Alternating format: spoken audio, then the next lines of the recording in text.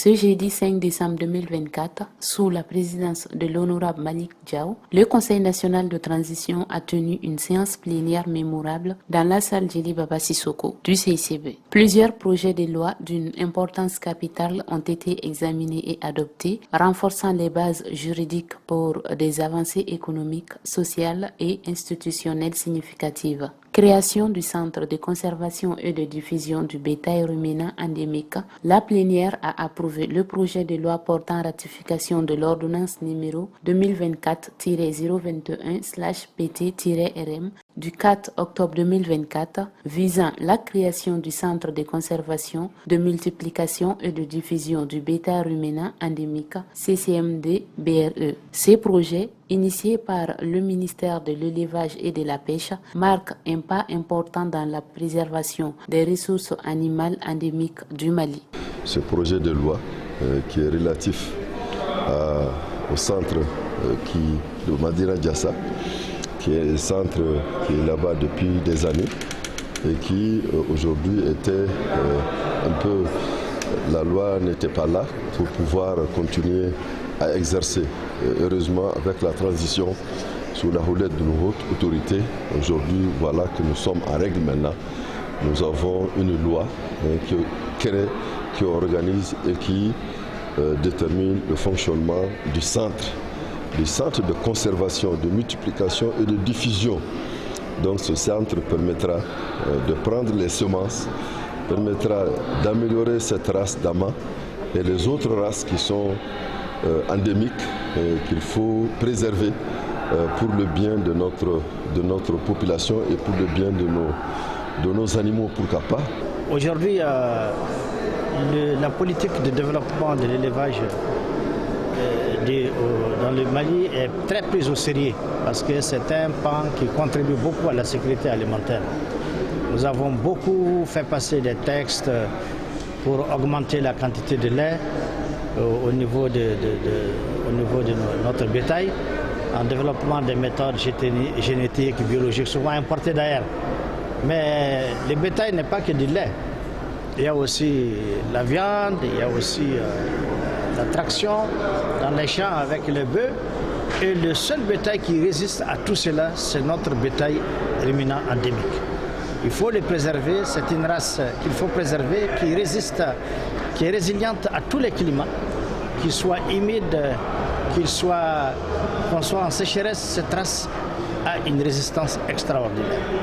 Donc il faut la préserver du métissage des autres espèces qui peuvent la transformer. Mobilisation citoyenne en cas de calamité. Un autre moment fort de la plénière a été l'adoption du projet de loi relatif au concours des citoyens en cas de calamité. Initié par le ministère de la Jeunesse et des Sports, ce texte propose une mobilisation sociale accrue pour répondre efficacement aux situations d'urgence et réduire leur impact. L'objet qui est derrière, c'est de pouvoir amener le citoyen à comprendre qu'il a aussi un rôle à jouer nous sommes dans des cas de calamité.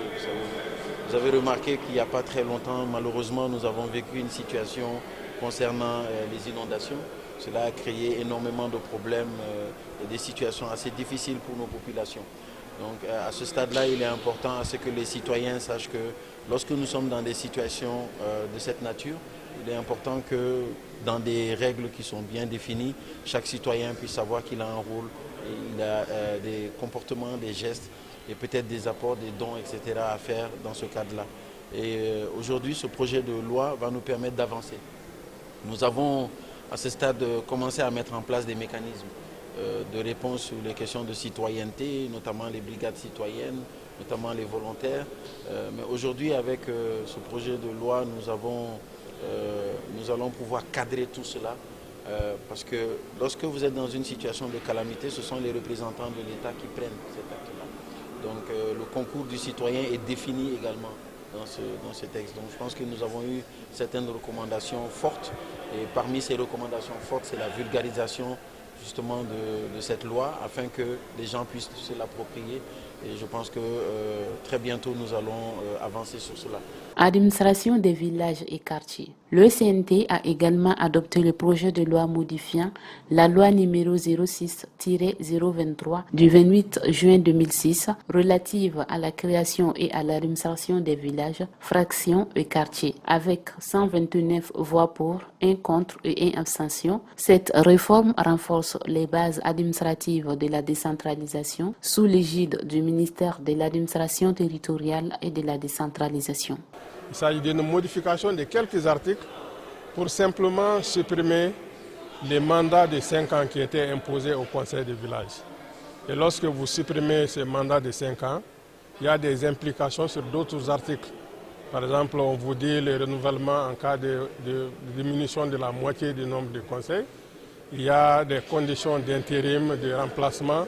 Donc toutes ces questions qui sont liées au mandat doivent être réexaminées.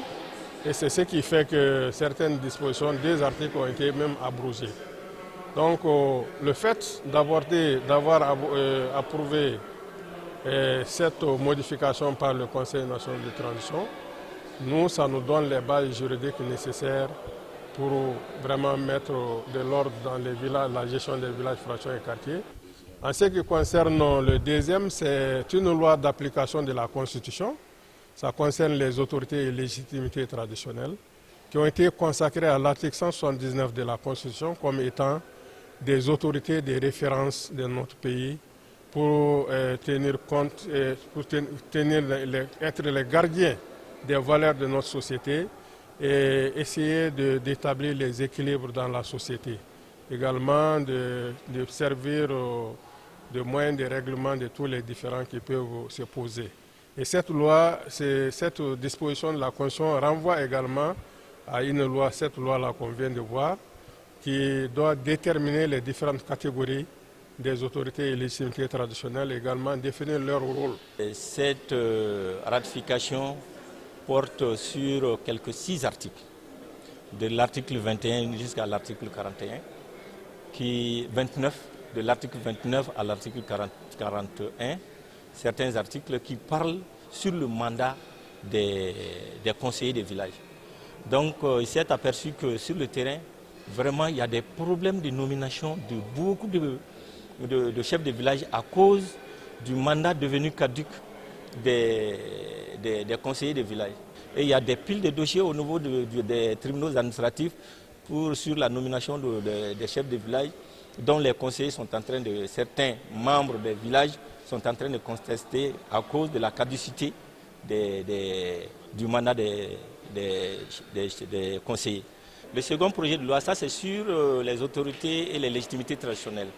Les autorités traditionnelles sont les chefs de village, les chefs de fraction et les chefs de quartier. Donc c'est ça les autorités traditionnelles. Mais maintenant les légitimités traditionnelles sont ceux qui viennent d'être cités, qui ne sont pas dans ça. Organisation de la Cour constitutionnelle. 2 projets de loi organiques présentés par le ministère de la Justice ont été examinés. Les projets fixant les règles d'organisation et de fonctionnement de la Cour constitutionnelle et le projet déterminant les modalités d'application de l'article 153 de la Constitution relatif à l'exception d'inconstitutionnalité. Ces textes visent à garantir une justice constitutionnelle renforcée et une meilleure application de l'état de droit au Mali. Ce qu'il faut dire, c'est qu'il s'agit là des textes d'application de la Constitution. Donc le 22 juillet 2023, donc le Mali s'est doté d'une nouvelle constitution qui consacre l'avènement de la 4e République. Et dans cette constitution, il a été indiqué dans diverses dispositions que des lois organiques devraient intervenir pour préciser un certain nombre de choses, dont les 4 éléments dont j'ai parlé. Donc en adoptant ces textes-là, il faut dire que nous mettons en œuvre la Constitution qui va recevoir pleinement application. Et cela est particulièrement remarquable en ce sens que très rarement on a vu les textes d'application de la Constitution être adoptés dans un délai pratiquement d'1 an, juste après l'adoption de la nouvelle Constitution. Souvent c'est des années et des années après l'adoption de la Constitution, la promulgation de la Constitution que cela intervient. Donc cela montre toute la vitalité du gouvernement et du CNT qui ont combiné leurs efforts pour que ces textes puissent être adoptés. Ces textes constituent vraiment des outils juridiques majeurs dans l'ordonnancement juridique de notre pays, en ce sens que la Cour suprême, la Cour constitutionnelle et la Cour des comptes jouent un rôle clé dans la conduite des affaires judiciaires sur le plan constitutionnel, sur le plan administratif, sur le plan judiciaire et sur le plan des comptes. Donc il faut dire que c'est les hautes juridictions dans tous ces différents domaines qui voient leur cadre organique revu pour corriger toutes les insuffisances et les lacunes décelées, prendre en compte des innovations majeures donc qui vont permettre de les moderniser et de leur permettre d'être efficaces dans les missions qui leur sont confiées. Et à côté, l'exception d'inconstitutionnalité permettra à tout justiciable, donc devant toute juridiction de fond ou de droit, d'évoquer l'inconstitutionnalité d'une disposition d'un texte de loi pour que ces textes puissent être écartés. Cette séance plénière illustre une fois de plus le rôle fondamental du CNT dans l'accomplissement des réformes indispensables au développement du pays.